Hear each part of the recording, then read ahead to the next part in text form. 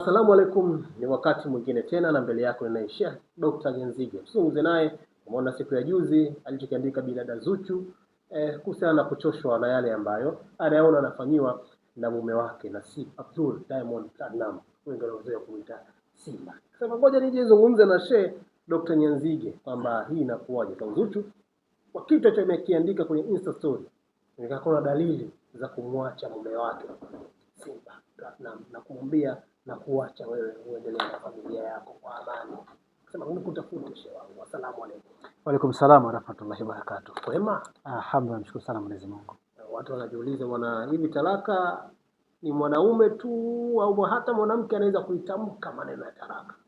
Talaka kwa mujibu wa sheria ya Kiislamu hatoi mwanamke bali talaka anatoa mwanaume. Na kwa mwanaume akitamka ndio kwa talaka. Mwanamume akitoa ndio talaka. Na inakuwaje mpaka sahihi ionekane ni talaka? Hakuna namna ambavyo ni maalum kwamba labda ikiwa hivi ndio talaka, ikiwa ndio talaka. Hapana. Ni pale tu ambapo mwanaume utakapokuwa umeona kwamba mwanamke huyu mimi nimeshindwa kuendelea naye, basi unaruhusiwa kuweza kumpa talaka mwanamke, talaka 3.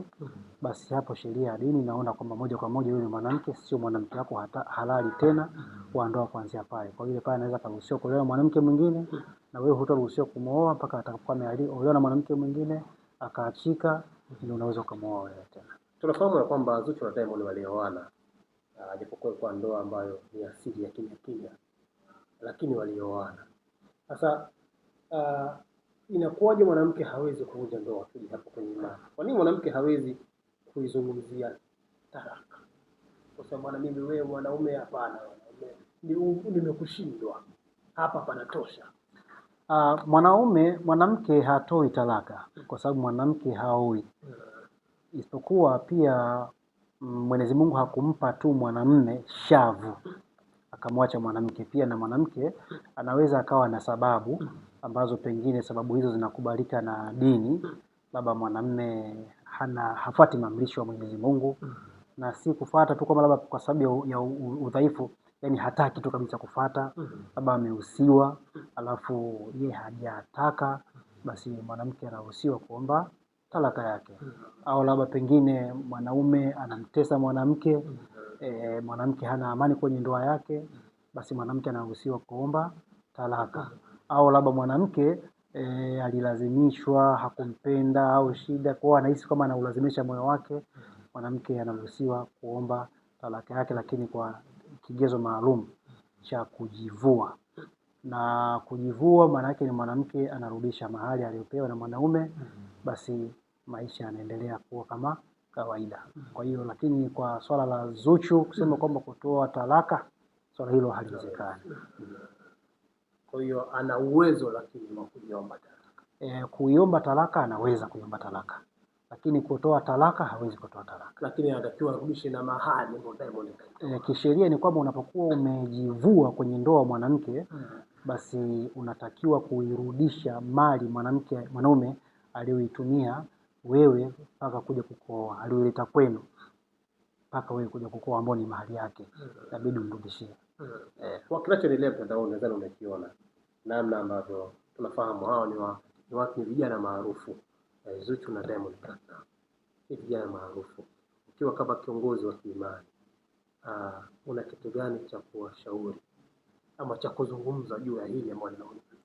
Kwanza ninachoweza kuwashauri cha kwanza ni kumcha Allah kwa kila namna au kwa kila hali ambayo wao wataweza. Kwa sababu kumcha Mwenyezi Mungu ndio usalama wa binadamu kuanzia maisha ya duniani na maisha ya kesho akhera. Kwa sababu hapa duniani kwa namna zote tutakavyokuwa, hicho tutakavyoishi, lakini tutapita tu.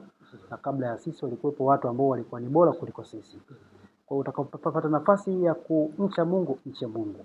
Lakini jambo la pili ninashauri, pindi mtu anapokuwa amemhusisha Mungu kwenye jambo lake, basi jitahidi kuwa serious. Sasa tunapozungumzia ndoa, tunakuwa tunakusudia kitu ambacho tunamhusisha Mwenyezi Mungu.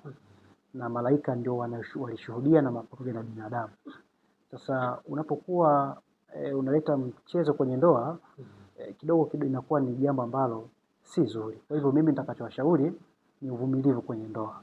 Unajua vijana wengi sio wavumilivu kwa sababu kabla hajaoa, uwepo kwenu yeye yupo kwao, inakuwa ni wazuri kwa sababu hakupati kwa wakati. Akikupata leo, ina maana kuna gap kubwa inayopita hajakupata, kwa anakuwa anakutamani, anakuwa anakumisi. Kwa hiyo uzuri wako unakuwa unaendelea kukuwepo. Lakini unapokuwa mbali na yeye, manake anakuwa hajakuzoea na anakuwa hawezi kukuzoea kwa sababu hana nafasi ya kukujua jinsi ulivyo, kuanzia tabia yako, kuanzia maisha yako na mwenendo wako. Kwa kuwa hajakujua hatakuheshimu. Lakini atakapokuwa amekuoa au umemooa, mtajuana, lakini pia mtazoeana. Kitu ulichokizoea chochote, uajabu wake unaondoka kwenye maisha yako, kwenye moyo wako.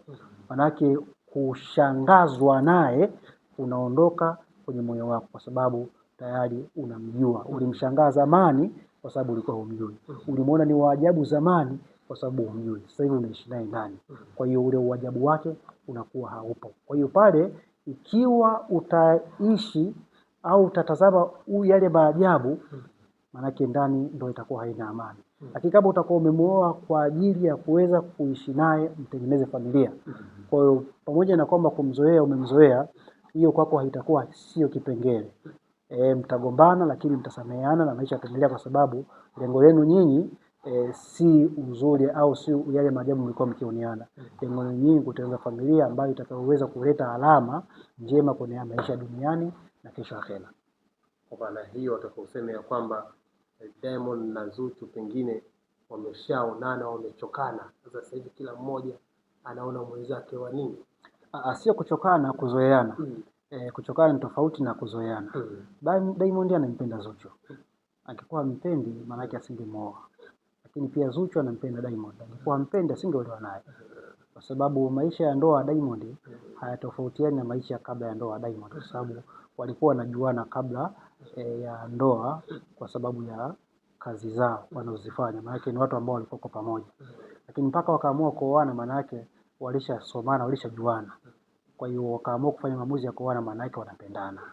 Lakini kwenye ndoa mitihani haikosekaniki. Unajua unayempenda siku zote lazima utakuwa na wivu naye. Kwa pale ambapo utakapokuwa umekuwa na wivu kwa kitu ambacho atakachokufanyia mtu ambaye unampenda, kwa hiyo wewe mwanaume ambaye unaonewa wivu usione kama ni kero, au wewe mwanamke unaonewa wivu usione kama ni kero, bali ile ni neema ambayo Mwenyezi Mungu amekupa kupitia yule mwanamke awe na uchungu na wewe. Maana yake mwenye uchungu na wewe ana uwezo wa kukulinda. Kwa namna ambavyo umeona situation ilivyo, unadhani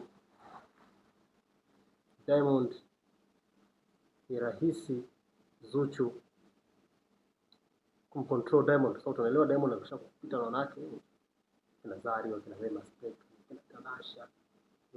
Zuchu ataweza kumfanya Diamond atulie, kuona sasa hapa nitulie kwa mke wangu, nitulie hapa? Zuchu hawezi kumcontrol Diamond, na kumtuliza Diamond sio kumcontrol. Sababu yeye ni mtu mzima na anajitambua sana. Ila kukuoa si kwamba labda una uwezo kumfanya chochote au unamuweza kwa chochote. Isipokuwa manake amekaa ameangalia maisha anayoishi na hatima yake nini, kwa inabidi mwisho wa siku tu aoe, aishi na familia, maisha yaendelee.